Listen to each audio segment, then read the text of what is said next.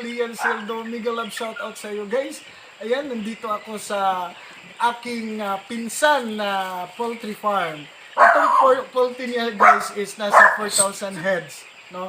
Tapos tinatry niya na mag-alaga ng 1,400. So ayun guys, ito yung kalalabasan ng kanyang sisiw ngayon.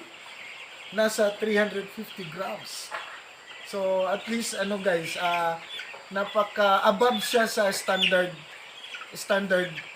gain niya, standard weight, no? Tingnan niyo yung ano guys, yung formation ng kanyang tingnan niyo guys yung water niya, formation ng kanyang tube feeders at waterers. Ayun. Kailangan guys balance yung ano natin, alignment ng ating tube feeders at saka waterers. Para at least kumakain, punta naman sila dito, umiinom. Tingnan nyo, kumakain tapos nilang kumain, umiinom naman sila. No? So, yung uniformity nila is nasa 95%. Yung pareho lang yung equal lang yung bali yung pangangatawan nila. Tapos yung 5% is nandoon, bali ano yun, mas yung timbang nila is 250 grams bali. So ito mga 350 grams ito pataas. Yun guys. So alam niyo yung pag magsasarili tayo ng ating mga ganito poultry farm. Maganda kasi ngayon dahil mahal yung presyo ng manok, no? So kailangan din natin. Ito guys, yung presyo namin dito nasa mga yung live is nasa magkano yung live? Nasa 112 to 120 dito. Pero yung dress meat, yung dress na talaga, yung presyo is nasa 150 to 160. So yung ibenta namin, no? So napaka ano siya, may kita naman. Halimbawa ito, i-compute muna natin ito guys yung 72,000. estimated lang muna. 72,000. So 44 bags muna yung ano, 44 bags times 1.5.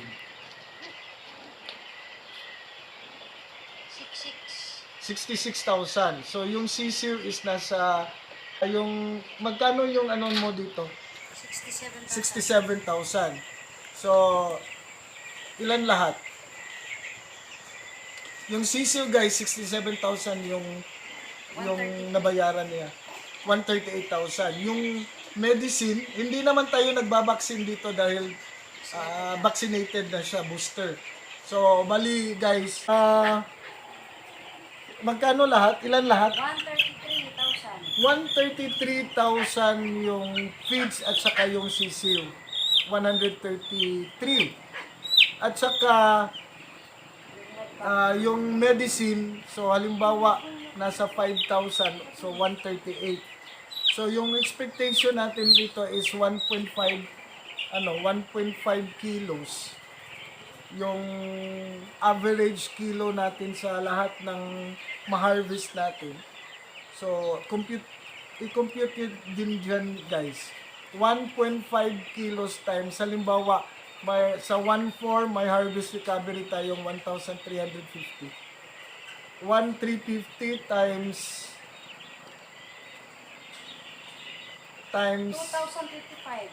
2,025 kilos. So, Times 2,025 kilos yung kabuuang kilo nito pag-harvest. I-multiply ng 112. 112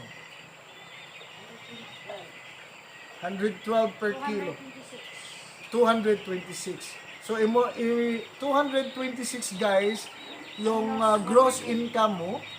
Tapos, i-less natin ng 138,000. So, i-less natin yung gross income sa ating expenses. Ilan yung natira? 88,800. So, may 88,000 na profit. Or let's say 80,000 na profit yung ano mo. So, hindi kasi gaano ito kapuyat mag-alaga ng 1,400. Ito lang. Alam nyo guys, kami nag-aalaga kami ng 12,000, 14,000, 20,000 heads.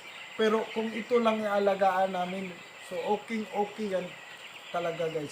Kaya ngayon kung sino yung sino yung nagbabalak na magsarili. So go ahead. May time pa kayo dahil nga ngayon is napakamahal yung presyo ng manok ngayon, no? So tingnan natin guys. Yan, no? So 350 next 7 days nito na may ka na, may ilang araw na lang. So 9 days, so 16 days. 9 days ito ngayon, so plus 7 days, 16 days, so nasa 800 to 900 grams. No? Parang ganun. 18 days siguro, 800 to 900 grams. Ah,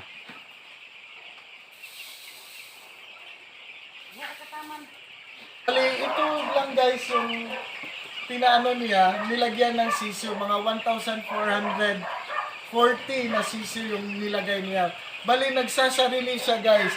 Bumili siya ng sisyo doon, tapos bumili siya ng feeds. Dati may integrator siya. So ngayon, sinubukan niya na magsarili muna. So guys, itong mga sisyo nila, ito guys, 9 days sila ngayon, no? So ito yung nila guys. Tingnan niyo yung sisyo nila guys. 9 days. So nasa 350 grams for 9 days. So not bad, di ba? So maganda yung nila guys, kanilang hitsura, maganda yung hindi sila nagkumpulan. So nagkahiwalay sila, spacious yung space nila, parang hindi sila masikip. Ayan guys, so 9 days. So yung maganda kasi yung feeds din nila guys, no? So yung pupo nila, yung dumi nila hindi basa. Okay na okay yung nila. Tapos kumain. Ayan. Yung iba, busog pa kasi itong iba eh. Busog pa kasi itong iba. May mga pagkain pa, full crop pa. So, hindi muna sila kumain. Itong nandito gusto nilang kumain. Kaya, ayan guys, tingnan nyo guys. Napakaganda nila tingnan, di ba? So, yung mga interesado yan na manukan, magsarili. So, ito lang muna, 1,000 heads, kahit 5,000 heads, pwede na yan kasi, itatry mo lang yun. Pero, yung pag-aalaga ng mga sisyo, dapat may may guide ka din para matutunan mo from day 1 until harvest, no? So, yung mga viewers natin diyan, pwede niyong i-check yung mga videos ko, previous videos ko, dahil may mga doon, paano pag-aalaga ng mga sisyo. Tingnan niyo guys. Ang ganda talaga ng mga sisyo ngayon. So, kahit hindi umabot ng 1% yung mortality. So, indication yan na maganda yung pag-aalaga. Consistent yung pag-treat ng mga vitamins, pag-feed ng mga sisyo natin ito. So, first time pa itong nag-try siya nito guys. Ayoko ipalive-live. Oh.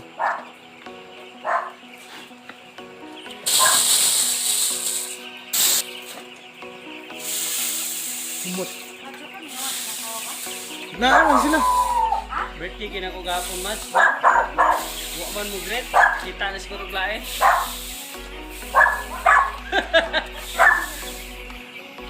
Dili tao na. Lockdown man sa Manila.